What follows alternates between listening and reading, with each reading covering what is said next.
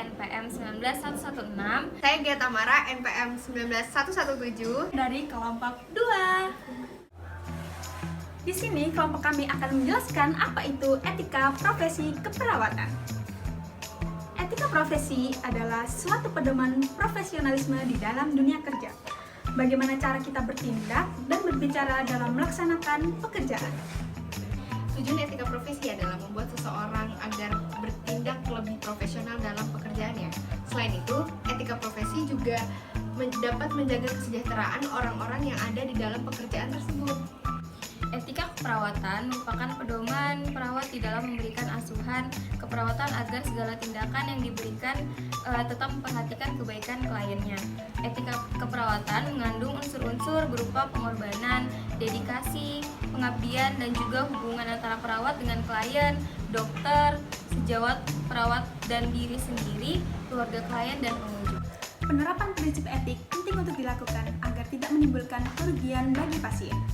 Kerugian tersebut dapat menyebabkan bahaya fisik, bahaya emosional, seperti perasaan ketidakpuasan, kecacatan, bahkan kematian. Dan akhirnya tujuan pelayanan tersebut yang berupa keselamatan pasien tidak akan pernah terwujud.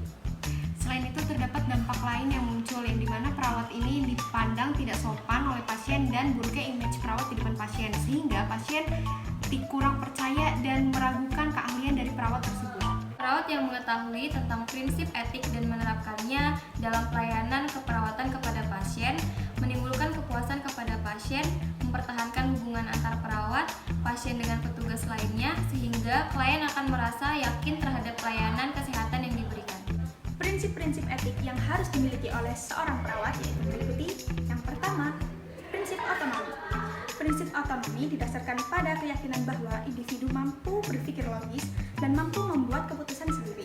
Prinsip otonomi merupakan bentuk respek terhadap seseorang atau dipandang persetujuan tidak memaksa dan bertindak secara rasional. Otonomi merupakan hak, kemandirian, dan kebebasan individu yang menuntut perbedaan diri. Yang kedua yaitu berbuat baik. Berbuat baik berarti hanya melakukan sesuatu yang baik. Kebaikan memerlukan pencegahan dari kesalahan atau kejahatan, penghapusan kesalahan atau kejahatan, dan peningkatan kebaikan oleh diri sendiri dan orang lain. Terkadang dalam situasi ini, pelayanan kesehatan terjadi konflik antara prinsip ini dengan prinsip otonomi. Yang ketiga, terdapat prinsip keadilan. Prinsip ini dibutuhkan untuk tercapainya suatu pelayanan yang sama dan adil bagi semua orang dan menjunjung tinggi prinsip-prinsip moral, legal, dan kemanusiaan. Yang keempat, terdapat prinsip tidak merugikan, yang dimana prinsip ini tidak menimbulkan bahaya atau cedera fisik dan psikologis bagi klien. Prinsip yang kelima yaitu kejujuran. Prinsip kejujuran berarti penuh dengan kebenaran.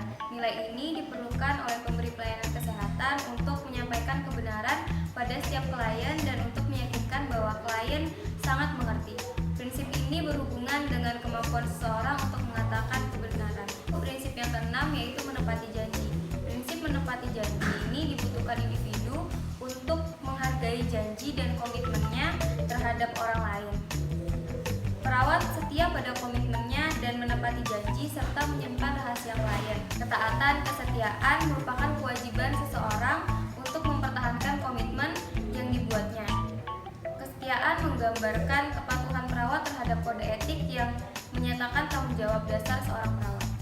Prinsip yang ketujuh adalah prinsip kerahasiaan, yang dimana dalam prinsip ini informasi klien itu harus dijaga dan tidak boleh ada seorang pun yang mengetahui informasi tersebut kecuali dengan persetujuan dengan klien. Prinsip yang terakhir adalah prinsip akuntabilitas, yang dimana dalam prinsip ini merupakan standar yang pasti bahwa tindakan seorang profesional dapat dinilai dalam situasi yang tidak jelas dan tanpa terkecuali. Sekian pemaparan dari kelompok kami. Terima kasih, sampai jumpa. Dan sampai jumpa!